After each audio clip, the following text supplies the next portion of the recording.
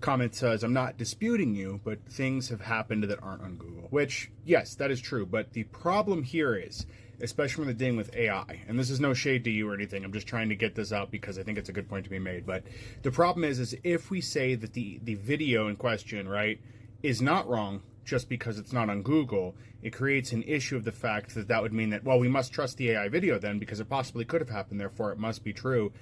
The problem is it spreads, and then the AI content spreads, and it ruins the platforms, and it makes it harder for people to discern the difference between fake and real.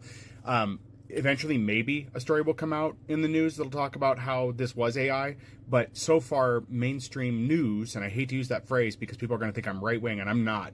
When I say mainstream news, I'm talking about CNN, I'm talking about Fox, all the big ones. And yes, I lump those two together because whether we like what they're saying or not, like, I'm not a fan of Fox News. I can look and see what they're saying to verify facts elsewhere or to verify whether or not a false claim is being made by them or someone else or something in there. Anyhow, but when I say Google, it's not just Google. I do a preliminary Google search, which everybody should do, looking for this headline, this happening in Texas, that kind of thing.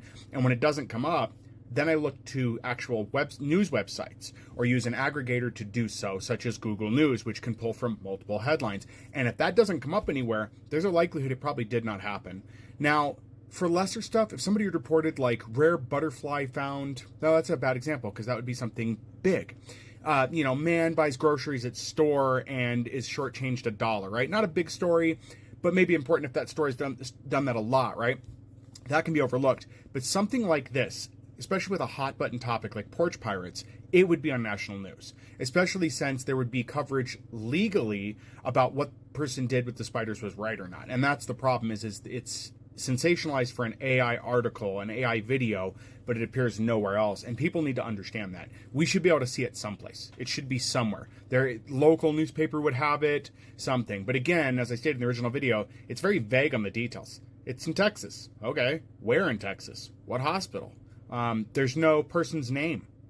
None of this is listed. The person didn't appear to be underage. That'd be out there. That person would be speaking out. They'd be saying something like, I'm suing her, but none of that is given. So it's missing all of the hallmarks of a traditional news story that would be explicitly stating what's going on. And the reason they don't do that, and I thought about this, the reason AI won't do that is because the video will quickly be shot down if they say a city, a hospital, a person's name, and try to AI fake the witness or the person that happened to, the victim, so to speak, even though I don't think a person would be a victim in this case. But those things would be too specific.